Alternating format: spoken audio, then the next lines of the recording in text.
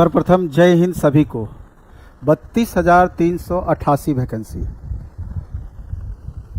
सवाल बड़ा सा है कि क्या आप इससे संतुष्ट हैं। दूसरा सवाल है कि अगर संतुष्ट नहीं हैं तो सरकार के सेहत पर इसका क्या फ़र्क पड़ने वाला है। सवाल बहुत सारे हैं, इस वीडियो में हम चर्चा करने वाले हैं। सिलेबस पर भी, क्या 2 चरण में एग्ज़ाम होगा या सिंगल चरण में एग्ज़ाम होगा। वैकेंसी के बारे में भी डिटेल चर्चा होगी कि आखिर पीआरटी और टीजीटी इतनी कम वैकेंसी दोनों में दी गई है कि बेहद निराशाजनक स्थिति है। बिल्कुल भी इन चीज़ों को लेकर के संतुष्टि नहीं है। इसके आगे भी हम लोग बहुत सारी बातों पे चर्चा करने वाले हैं कि आगे चल कर के क्या क्या संभावनाएं हो सकती है, नोटिफिकेशन कब तक आ सकता है, संभावित एग्ज़ाम कब तक हो सकता है, तैयारी की रणनीति आपकी क्या होनी चाहिए, बहुत सारी बातें हैं। इसके बाद बहुत सारे छात्र अभी भी हैं कि वैकेंसी का डिटेल देखने के बाद ऐसे कई सारे छात्र हैं कि जिनका एज लैप्स कर गया है। टीआरई 1 में उनको मौका मिला था, 10 साल का एज का ग्रेस दिया गया था, लेकिन टीआरई 2, टीआरई 3 में ये सुविधा उनकी हटा दी गई, यानी कि एज का ग्रेस दिया गया था 10 साल का, वो सिर्फ टीआरई 1 में ही रखा गया। जबकि नियमतः यह होना चाहिए कि अगर 10 साल का ग्रेस दिए हैं टीआरई 1 में, टीआरई 2 में आप 9 साल देते, टीआरई 3 में 8 साल देते, उसके बाद धीरे धीरे इन चीज़ों को कम करते। क्योंकि लाखों ऐसे अभ्यर्थी हैं कि इस नियम के कारण या इन चीज़ों को हटा देने के कारण दौड़ से बाहर होने की स्थिति में बाहर हो चुके हैं। सर्वप्रथम जो चर्चा करने वाले हैं कि इतनी वैकेंसी में जो उतार चढ़ाव है, आप देखेंगे पीजीटी का वैकेंसी संतोषजनक है कि 16,000 प्लस वैकेंसी पीजीटी में आपका है, 16,101 वैकेंसी। कमोबेश 8563 वैकेंसी आपका 6 to 8 में भी है, यहाँ भी ठीक है, आप संतुष्ट हो सकते हैं। लेकिन जिस हिसाब से पीआरटी और 9-10 में आपका जितनी वैकेंसी दी गई है, यहाँ पर संतोषजनक स्थिति बिल्कुल भी नहीं है। क्योंकि कंपटीशन कितना इस बार होने वाला है, रहने वाला है, इस पर भी हम चर्चा करने वाले हैं। क्योंकि आप देखेंगे 9-10 की अगर हम बात करें, 11-12 की बात करें, इसका एक डेटा भी हम दिखाएंगे। टीआरई 1, 2, 3 के बाद कितने स्टूडेंट बच गए थे, उसके बाद एस्टेट का 2 एग्जाम हो चुका है, और अगर उसको भी इसमें ऐड कर दिया जाए तो लगभग 5.5 लाख के करीब छात्र हैं जो कि टीजीटी में फॉर्म भरने वाले हैं। सारे सब्जेक्ट को मिला करके टीजीटी में फॉर्म भरने वाले हैं। उसी तरीके से एस्टेट पेपर 2 पास छात्र और कुल मिलाकर के पीजीटी में नंबर ऑफ स्टूडेंट टोटल कितने हैं जो इतने सीट के लिए फाइट करेंगे, और कंपटीशन लेवल उनका क्या रहने वाला है। और आज के बाद कल से विषयवार भी हम चर्चा करने वाले हैं, अलग अलग वीडियो के माध्यम से विषयवार चर्चा करने वाले हैं कि अमुक विषय में कंपटीशन लेवल क्या रहना है और किस हिसाब से आपको तैयारी करनी चाहिए, और कितनी तैयारी का लेवल आप कहां तक पहुंचाएंगे तो आपका रिजल्ट का होप बन पाएगा। लेकिन उसके पहले जो बड़ा सवाल है सिलेबस को लेकर के, पीटी मेंस होगा कि नहीं, इसको लेकर के। जैसा कि आपको ज्ञात है, और जैसा कि जितना आपको ज्ञात है उससे थोड़ा बहुत ही अंतर होगा हम लोग को भी जानकारी में, कि इस बार ऐसा गुप्त रखा गया इन चीज़ों को सिलेबस के रिगार्डिंग कि कोई भी बताने के लिए तैयार नहीं है कि सिलेबस में क्या बदलाव होगा या फिर बदलाव नहीं होगा। सिर्फ सिंगल एग्जाम होगा, डबल एग्जाम होगा। डबल एग्जाम के बारे में शुरू से लगातार आपको माननीय शिक्षा मंत्री जी भी बोलते आ रहे हैं कि इस बार हम 2 चरण में एग्जाम लेंगे। बीपीएससी भी यहाँ तक जीएडी के द्वारा जो एक नोटिस वायरल हुआ था, बीपीएससी के अधिकारी भी इस बात को कह रहे हैं कि बीपीएससी के पास ऐसा अधिकार है कि हम 2 चरण में एग्जाम ले सकते हैं। लेकिन मेरा मानना है कि कतई ये उचित नहीं है कि इतने लास्ट मोमेंट में जाकर के किसी भी बदलाव को छात्र स्वीकार करेंगे। तो हमारा मानना है कि सिंगल एग्जाम होना चाहिए, जैसा कि टीआरई 1, 2, 3 में हुआ है। कुछ भी बदलाव सिलेबस में नहीं होना चाहिए। अगर आप हमसे सहमत हैं, तो अगर इसके आगे आप चाह रहे हैं कि इसका विरोध प्रदर्शन या विरोध भी किया जाए इन चीजों को लेकर के, जैसे कि छात्र नेता दिलीप जी से भी कुछ दिन पहले ही हमसे इन बातों को लेकर के चर्चा हुई थी कि सर ऐसा होगा तो हम लोग विरोध करेंगे ही करेंगे, तो बिल्कुल हम उन लोगों से सहमत हैं और पूरी तरीके से सपोर्ट है कि लास्ट मोमेंट में सिलेबस में बदलाव नहीं होनी चाहिए। हालांकि 2 दिन 4 दिन में ये भी बातें आपकी ज्ञात हो जाएगी कि सिलेबस में बदलाव होगा अथवा नहीं होगा, कि अथवा यही पुराने पैटर्न को ही आगे बढ़ाया जाएगा। आगे चल करके आपको पता चलेगा। हम कुछ बातें आपको बताने वाले थे जिस पर कि ये बात तो आपको भी समझ में आ गया कि अभी तक की स्थिति क्या है। और बड़ी बात यह है कि जैसे थोड़ा सा हम आपको आंकड़ा डिटेल दिखाना चाहते हैं पीपीटी के माध्यम से, फिर अन्य बातों पर भी हम चर्चा करने वाले हैं। जैसे अगर इसमें आप देखते हैं थोड़ा सा टीआरई 3 के बारे में अगर हम चर्चा कर दें तो बहुत स्थिति आपका क्लियर हो जाएगा कि कंपटीशन लेवल आपका क्या रहने वाला है। ये डेटा आप देख रहे हैं 9-10 के लिए है। इसके बाद दूसरा डेटा आप देखेंगे जिस पर हम लोग चर्चा करेंगे कि प्राथमिक में कंपटीशन वर्तमान में आप कितना जा रहा है इतनी कम वैकेंसी में, मध्य में कितना रहने वाला है, माध्यमिक में कितना रहने वाला है, उच्च माध्यमिक में कितना रहने वाला है। डाटा ये टीआरई 3 का है, लेकिन उसके बाद के डाटा को भी ऐड करके जो बाद में सीटेट पास किए छात्र, बाद में सीटेट पेपर 1 और सीटेट पेपर 2 पास किए, उसको मिला करके एक्चुअल डाटा उस समय के जितने एप्लीकेंट थे अभी वर्तमान में बढ़ करके कितने हो जाएंगे और पर सीट कंपटीशन इनका कितना रहने वाला है। इसके अलावा आप देखेंगे कि ये एग्जैक्ट डेटा है 9-10 के लिए, टीजीटी के लिए, कि टीजीटी में ओवरऑल अगर कंपटीशन की बात करें, टीजीटी में अगर ओवरऑल कंपटीशन की बात करें, टोटल सब्जेक्ट मिला करके टीजीटी में जो लैंग्वेज का सब्जेक्ट आप ले लीजिए, इसके बाद एसएसटी का सब्जेक्ट ले लीजिए, इसके बाद स्पेशल साइंस, मैथ, अन्य पेपर जो भी स्टेट पेपर 1 जिसके लिए आपको पास करना होता है, जो भी 9-10 का सब्जेक्ट है, तो overall total number of student इस बार कितने बैठने वाले हैं 3877 वैकेंसी के लिए, इसकी भी चर्चा होगी। इसके बाद पीजीटी सब्जेक्ट में अगर आप देखेंगे तो उसका कंपटीशन कैसा रहना है, पीजीटी में ओवरऑल कितने छात्र बैठने वाले हैं, ये डेटा कैसे कैसे निकल करके बाहर आया है, टोटल आपका कंपटीशन क्या रहने वाला है, इस पर भी चर्चा करेंगे। तो चूंकि वीडियो लंबा होने की स्थिति है, इसलिए पीआरटी और 6 to 8 का चर्चा हम नेक्स्ट डे करेंगे, अप्रोक्स हम बता सकते हैं, लेकिन आज जो एक्चुअल कंपटीशन का चर्चा हम करने वाले हैं 9-10 का और 11-12 का। इससे पहले कुछ आपका हम थोड़ा सा डिटेल ले लें आपके कमेंट का, फिर चर्चा करने में आसानी हो जाएगी। पीजीटी ज्योग्राफी सीट के बारे में बताने की बातें हो रही है, जैसा कि आप कुछ लेटर आपका वायरल हो रहा है, उसमें देखेंगे 2 सब्जेक्ट का चर्चा नहीं किया गया है नंबर ऑफ वैकेंसीज का। अब उस वायरल लेटर में कितनी सच्चाई है अभी कॉन्फिडेंस के साथ नहीं बोला जा सकता है, जिसमें एक पेपर आपका पीजीटी ज्योग्राफी का है, दूसरा सब्जेक्ट आपका पीजीटी सोशियोलॉजी का है। इस 2 पेपर का उसमें चर्चा नहीं है नंबर ऑफ वैकेंसीज के बारे में, बाकी पेपर के बारे में चर्चा है, लेकिन संदेह इसी बात पर है कि वो जो वायरल लेटर है उसमें कितनी सच्चाई है, उसमें उसका तथ्य कितना सत्य है, तो कंफ्यूजन यहीं पर है। तो अगर उस वायरल लेटर की आप माने तो जहां म्यूजिक का सीट नहीं था वहां भी म्यूजिक के सीट में लगभग 736 सीट दिखाया गया है उस वायरल लेटर में, और दावा भी किया गया है कि ये सही वायरल लेटर है, लेकिन अभी तक उस पर विश्वास करना, जब तक आधिकारिक सूत्र से निकल करके सामने नहीं आता है, लीगल वे में जो सामने नहीं आता है निकल करके, तब तक इस पर विश्वास करना बहुत कठिन होगा। अनुमान तो सभी लगा रहे थे कुछ पेपर के बारे में, जैसे कि पीजीटी की बात करें, पीजीटी केमिस्ट्री में सबसे इस बार कम कंपटीशन रहने वाला है।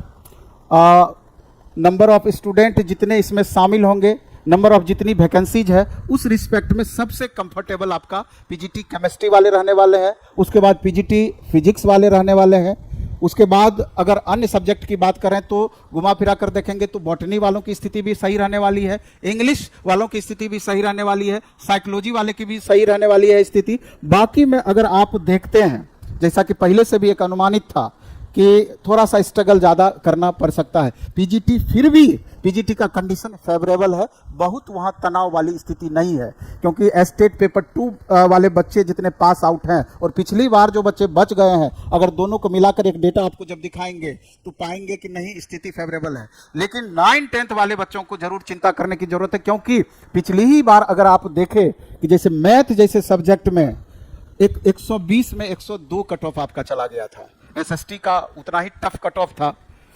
तो कहने का आशा यह है कि ये डेटा दिखाएंगे तो समझ में बातें आपको आएगी, लेकिन बहुत मेहनत करने की जरूरत है, क्योंकि हम बार बार हम बोलते हैं, कितना भी आप देखेंगे 2.5 साल के दौरान पिछले वैकेंसी को लेकर के, नोटिफिकेशन को लेकर के सरकार के द्वारा जो उल्टे पुल्टे वादे किए वो अपने वादे पे खरे नहीं उतरे। 1,20,000 से स्टार्ट हुआ और जाकर के अभी आपका 32,000 पे जाकर टिका है। इस बीच में 80,000 वैकेंसी की बातें आई, 90,000 वैकेंसी की बातें आई, 46,000 वैकेंसी की बातें आई, और आपने कितनी बार फिजिकल प्रोटेस्ट किया, डिजिटल प्रोटेस्ट किया, अंत उसका क्या हुआ? अंत वही हुआ, सरकार जो चाही वही करते रही।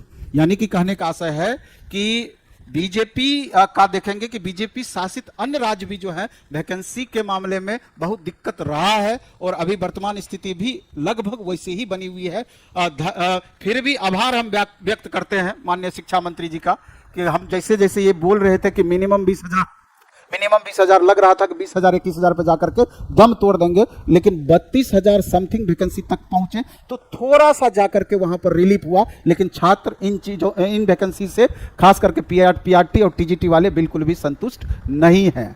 पीजीटी वाले संतुष्ट हैं, टीजीटी वाले छात्र संतुष्ट नहीं हैं, क्योंकि जब विषयवार इसका डिटेल आंकड़ा आ जाएगा तो आप अनुमान नहीं लगा सकते हैं कि वैकेंसी की संख्या विषयवार कितनी रह जाएगी 9th-10th में। और पीआरटी में तो अगर आंकड़ा आप देखेंगे तो इस बार 1,84,000 छात्र खाली पीआरटी में एनआईओएस वाले हैं जो नए ऐड होने वाले हैं।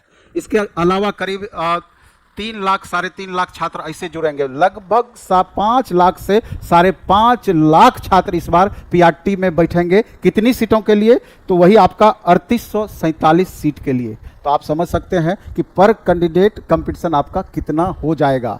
तो इन चीज़ों को आप अच्छे से समझ रहे हैं। इसलिए अगर सरकार का आप आवाज़ उठाना चाहते हैं तो उस आवाज़ में निश्चित रूप से आपका आवाज़ हम बनने का प्रयास करेंगे कि पीआरटी की सीटें निश्चित रूप से बढ़ाई जाए और टीजीटी की सीटें निश्चित रूप से बढ़ा करके संतुलित किया जाए और 32,000 वैकेंसी 46,000 के आंकड़े तक पहुंच पाए। इस तरह का हम लोग जरूर मांग करने का कोशिश करेंगे, क्योंकि पहले ही 46,000 का रोस्टर क्लियर था और लगभग उसी रोस्टर को समझिए कि रिवाइज करके दिया जा रहा है। तो जो आपका 14,000 सीट के लगभग कटौती की गई है तो वो पीआरटी और टीजीटी में जरूर ऐड करने का प्रयास करें सरकार। खास करके शिक्षा मंत्री जी से रिक्वेस्ट होगा, तमाम छात्रों की तरफ से रिक्वेस्ट होगा कि इन बातों को अनसुना नहीं करें, क्योंकि लगातार छात्र 2.5 साल से मेहनत किए हैं और किस हिसाब से मेहनत किए हैं ये छात्र ही समझते हैं, छात्र ही जानते हैं कितनी मुश्किल से डीएलएड किए हैं, कितनी मुश्किल से बीएड किए हैं, कितनी मुश्किल से सीटेट पास किए हैं, कितनी मुश्किल से एस्टेट पास किए हैं। अब जाकर के जब नोटिफिकेशन की बारी आती है तो पता चलता है कि सीट ही नहीं है, आखिर फाइट कहां पर किया जाए। तो आप इन बातों को अच्छे से समझ पा रहे होंगे। दूसरा एक बात और हम कहना चाहते हैं, थोड़ा जो डेटा अपने पास है टीजीटी के संदर्भ में, पीजीटी के संदर्भ में एक्चुअल डेटा पर हम चर्चा आपका कर देते हैं। कल से एक श्रृंखला अलग से हम स्टार्ट करेंगे कि विषयवार कितना कंपटीशन रहने वाला है, क्योंकि आप ऐसा मानिए कि 15 अगस्त के लगभग आपका नोटिफिकेशन सरकार जारी करेगी 15 अगस्त के आसपास।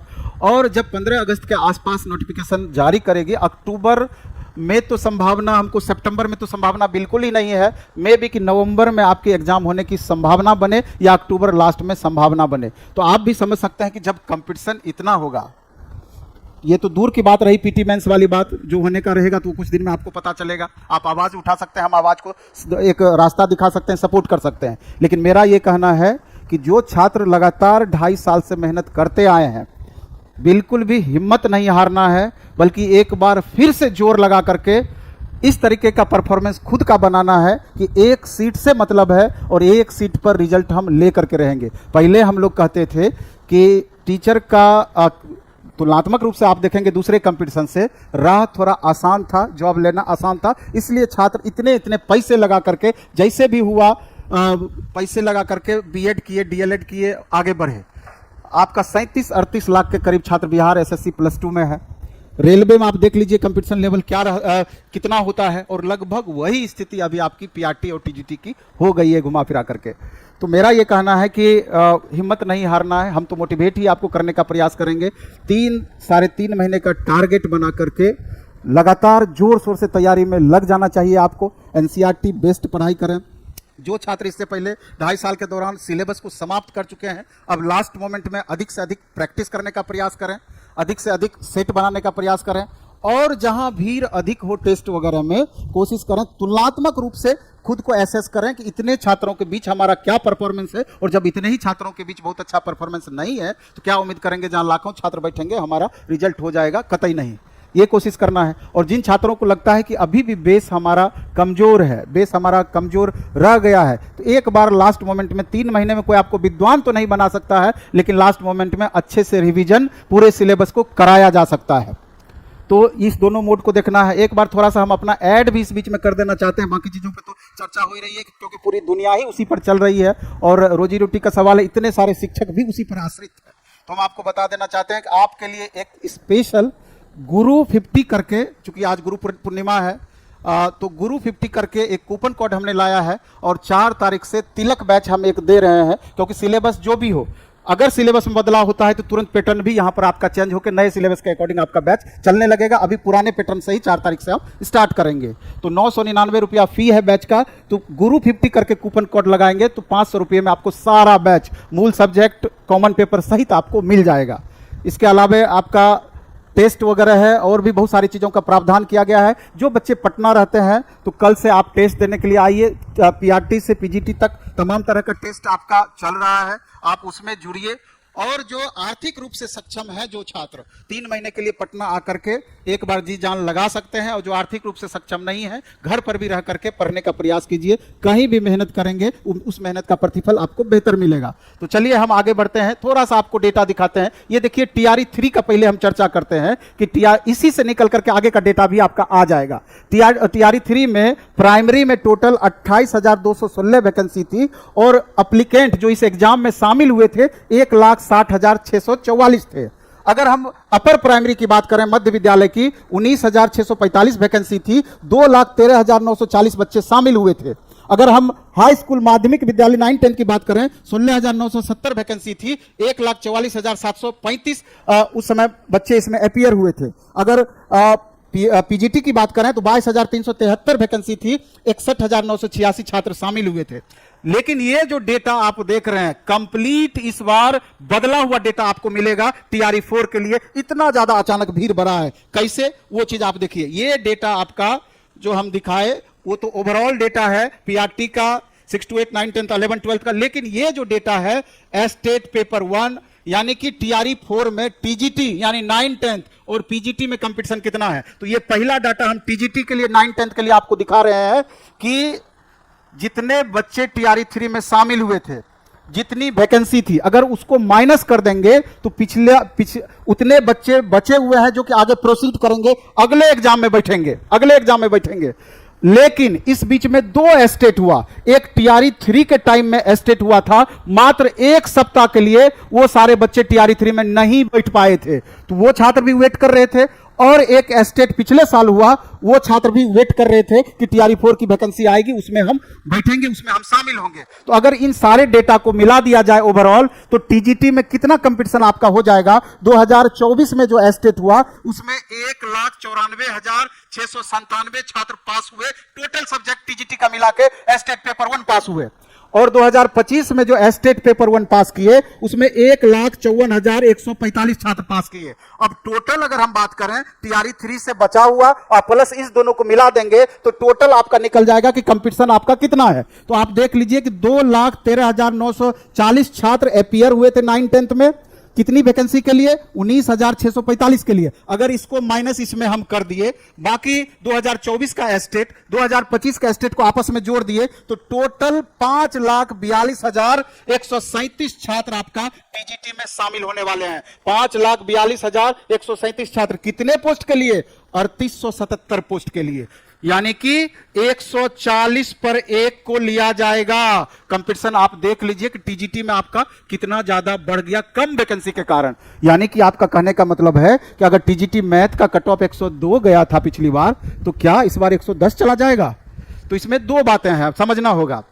पहले तो हम ये बता रहे हैं कि ये अभी क्लियर नहीं है कि पीटी होगा मेंस होगा, लेकिन यह भी संभावित है कि पीटी हो सकता है, मेंस हो सकता है। ये सारे बच्चे समझ रहे हैं, सारे बच्चों के जहन में ये बात आ रहा है। भगवान करे कि एक ही एग्जाम हो जाए, उसके लिए हम लोग पूरा स्ट्रगल करेंगे। लेकिन अगर 2 एग्जाम होता है तो पीटी में प्लस आपके लिए क्या होगा कि 10 गुना रिजल्ट आपको दिया जाएगा जितनी वैकेंसी है। यानी कि अगर 3877 वैकेंसी है तो 38,770 रिजल्ट दिया जाएगा पीटी का। लेकिन सवाल यह उठता है, क्या सिर्फ पीटी पास करके हम तीर मार लेंगे?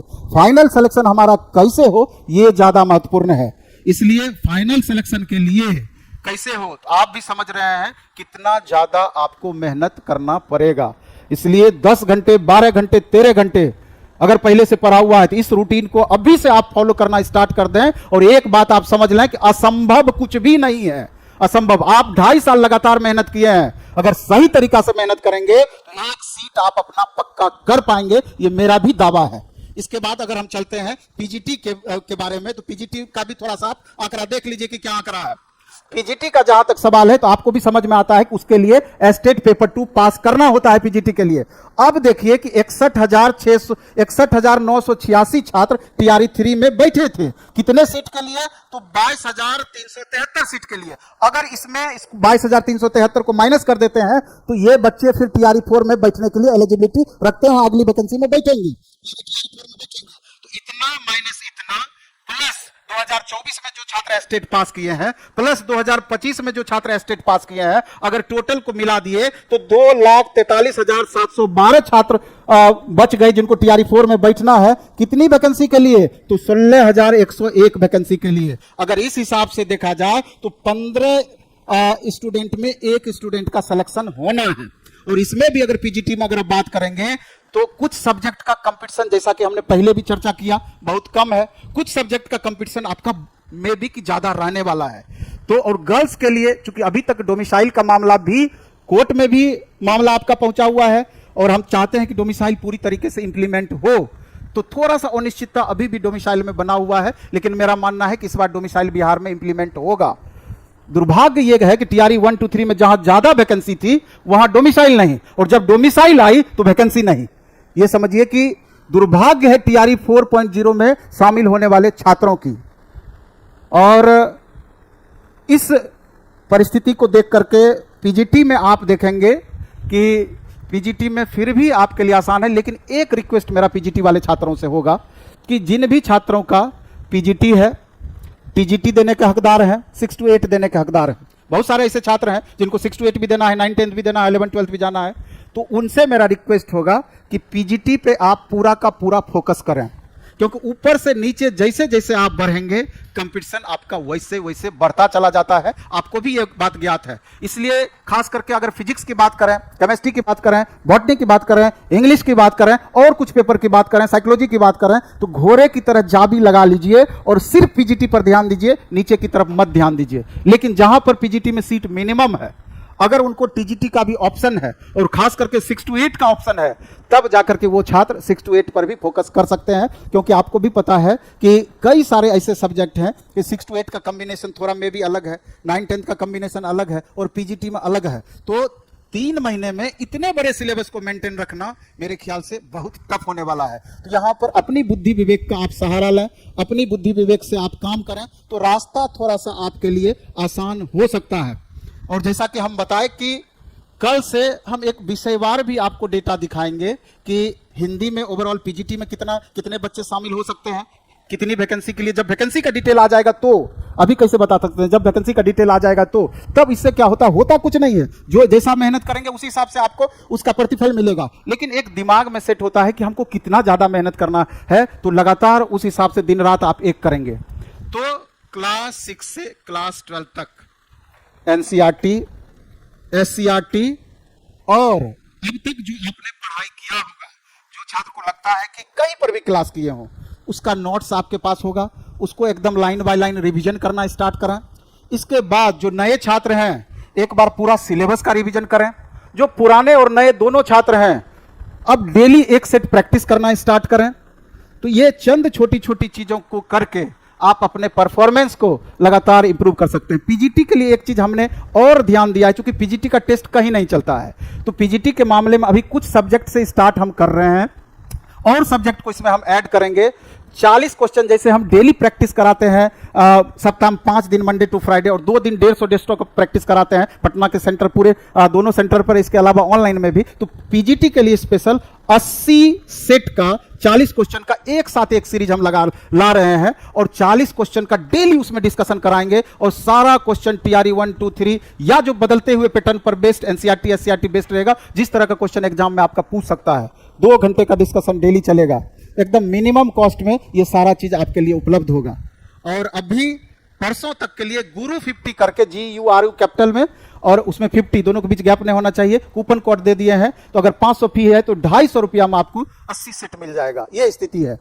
तो किसी भी सूरत में आप पढ़ाई करें और एकदम मैक्सिमम पढ़ाई करें, और सुबह जैसे ही जगह शाम तक का अपना एक रूटीन आप तय कर लें कि हमको आज दिन भर में क्या क्या पढ़ना है, कैसे कैसे पढ़ना है, और रात में सोने से पहले उसका समीक्षा एक बार आप जरूर करें कि जो रूटीन आज हमने बनाया कितना हद तक उसको फॉलो कर पाया। तो एक समझिए कि टारगेटेड आप पढ़ाई करेंगे तो ही जाकर के आप उपलब्धि को हासिल कर सकते हैं, यानी एक सीट अपना पक्का कर सकते हैं। नहीं तो फिर जो स्थिति बन चुकी है, जो स्थिति बनी हुई है, दिक्कत होना स्वाभाविक है।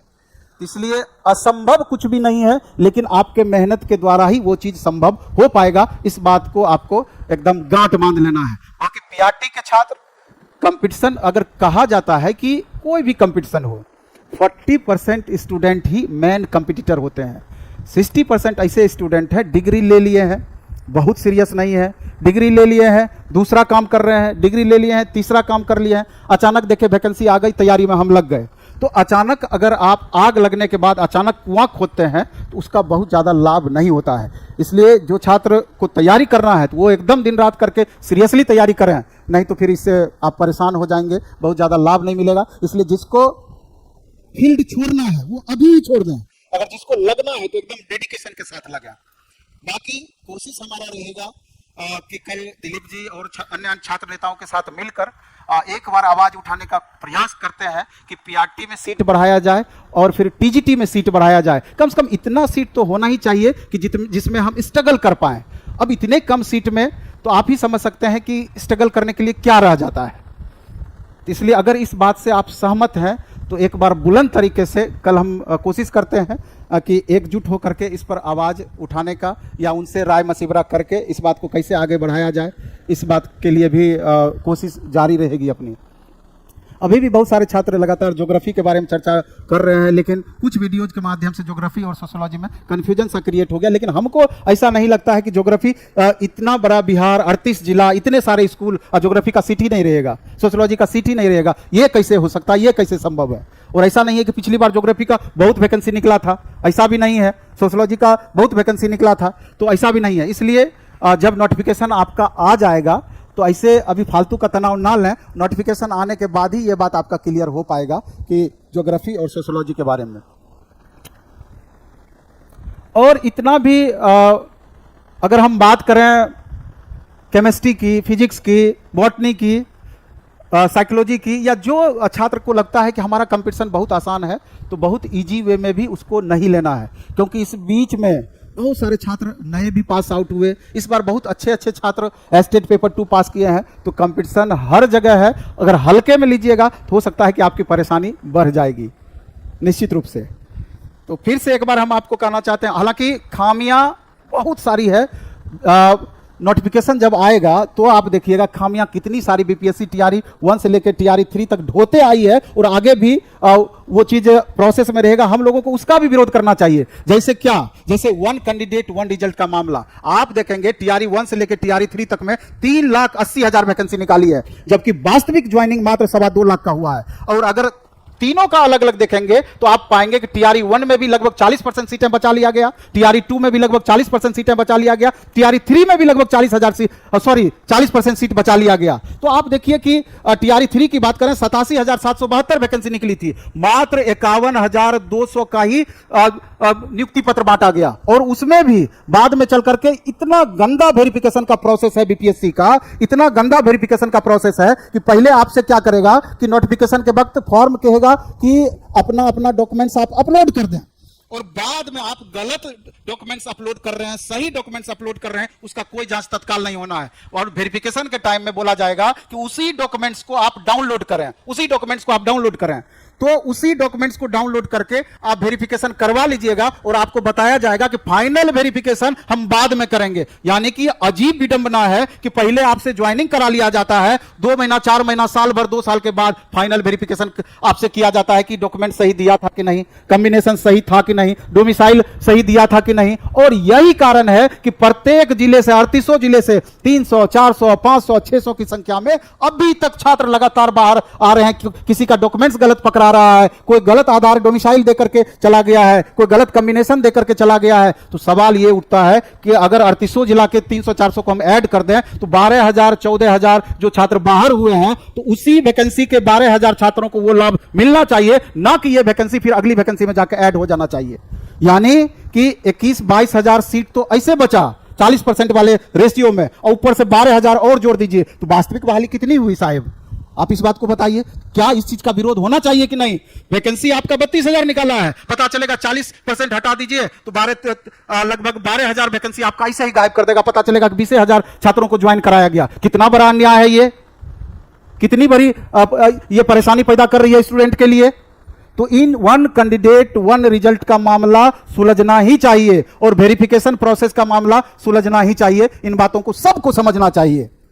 और अगर आप, चूंकि अब आपकी संख्या 13 लाख से 15 लाख होने वाली है फॉर्म भरने की, अगर एक बार इन चीजों का विरोध किया जाता है, 20% छात्र भी सपोर्ट कर देते हैं, तो समझिए कि 3 से 4 लाख छात्र लगातार विरोध करेंगे। अगर इसी को डिजिटली ही विरोध किया जाए तो जिस समय 4 लाख छात्र शामिल डिजिटल प्रोटेस्ट में हो जाएंगे तो सरकार को सुनना ही पड़ेगा, बीपीएससी को सुनना ही पड़ेगा और इस नियम को बदलाव करना ही पड़ेगा। लेकिन दिक्कत इस बात की है, आप यूट्यूब पर हुआ तो करते हैं, लेकिन जब बारी आती है कि अपने महत्वपूर्ण समय में से, चूंकि समय सबका महत्वपूर्ण है, तो अपने महत्वपूर्ण समय में से 1 घंटे 2 घंटे 4 घंटे निकालने की, तो उस समय आप साथ नहीं देते हैं।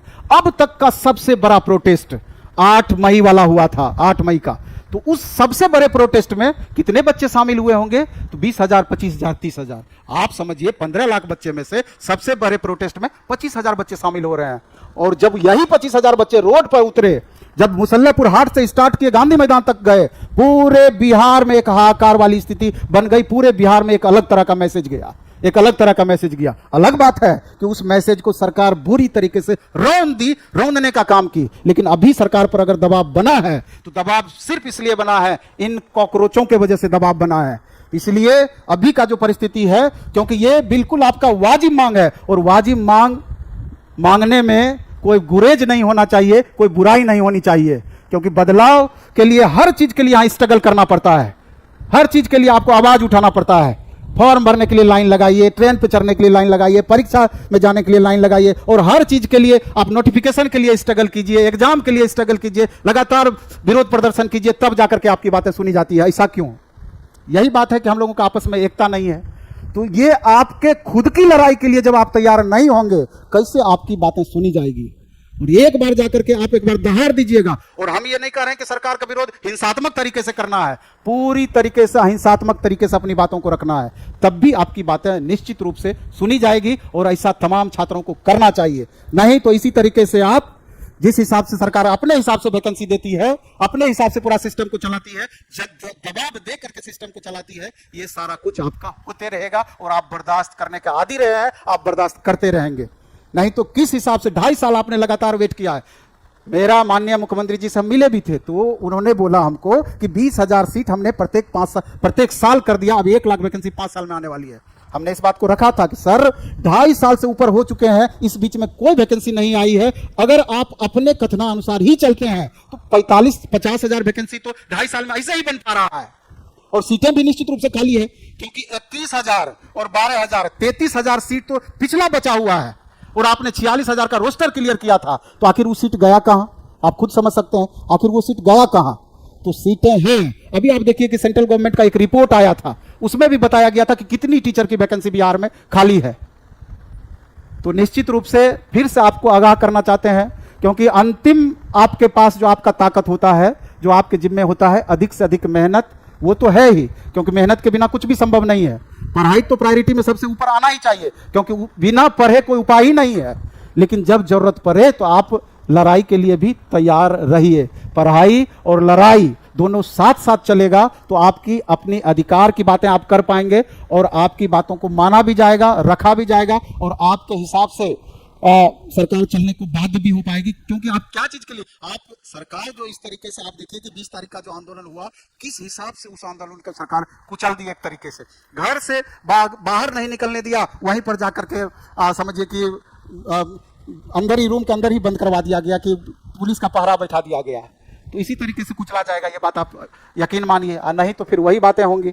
आवाज अपनी बुलंद कीजिए, जो आपके लिए लड़ाई लड़ रहे हैं उनका सहयोग कीजिए, तो वाजिब जो मांगे हैं, क्योंकि ये जबरदस्ती का नहीं। अगर सरकार बोलती कि वैकेंसी अभी हमको नहीं देना है, अगर वादा नहीं करती, तो हम लोग क्यों स्ट्रगल करते हैं? छात्र क्यों इसका विरोध करते? सरकार ही बोली थी, माननीय मुख्यमंत्री उस समय नीतीश कुमार जी थे, वो अपने ट्विटर हैंडल पर ट्वीट किए थे कि 1,20,000 वैकेंसी देंगे। माननीय उस समय उप मुख्यमंत्री थे, माननीय अभी के वर्तमान मुख्यमंत्री, वो खुद अपने ट्विटर हैंडल पर ट्वीट किए थे 1,20,000 वैकेंसी देंगे। उसके बाद बीजेपी के पेज पे, जदयू के पेज पे आई, तभी तो तमाम छात्र इस बात पर अरे रहे कि आपने हमसे वादा किया है और इलेक्शन से पहले, उस वादे पर आप क्यों नहीं खरे उतरने का प्रयास कर रहे हैं। चलिए, हमको लगता है कि ज्यादा ही हम बोल गए, लेकिन हम आपको फिर से कहना चाहते हैं कि क्या आप पीआरटी में जितनी वैकेंसी दी गई है, क्या टीजीटी में जितनी वैकेंसी दी गई है, आप संतुष्ट हैं? अगर नहीं संतुष्ट हैं तो कल हम दिलीप जी से हम बात करेंगे, और अगर इसके विरोध में आवाज उठाते हैं तो हम लोग पूरी मुस्तैदी से दिलीप जी का साथ देंगे। तो अगर इस बात से आप सहमत हैं तो जरूर एक थंब इंप्रेशन आप इस पे दीजिए कमेंट में। बिल्कुल, मनीष, क्यूट प्रिंसेस, स्कीप, क्यों आप खुद सोचिए ना कि अभी 3847 वैकेंसी आपका दिखाया गया, टीजीटी में 3877 वैकेंसी दिया गया। जब इसको विषयवार बांटा जाएगा, आप टीजीटी में देखिए ना, हिंदी है, इंग्लिश है, उर्दू है, संस्कृत है, अरबी है, फारसी है, बंगाली है, इसके अलावा एसएसटी का है, इसके अलावा मैथ का है, साइंस का है, कितने सारे सब्जेक्ट है, आप देखिए खुद। जब सबको बांट दिया जाएगा, कहीं 200 सीट आपको मिलेगा, कहीं 400 सीट मिलेगा, कहीं 500 सीट मिलेगा, कहीं 300 सीट मिलेगा, यही स्थिति हो जाएगा।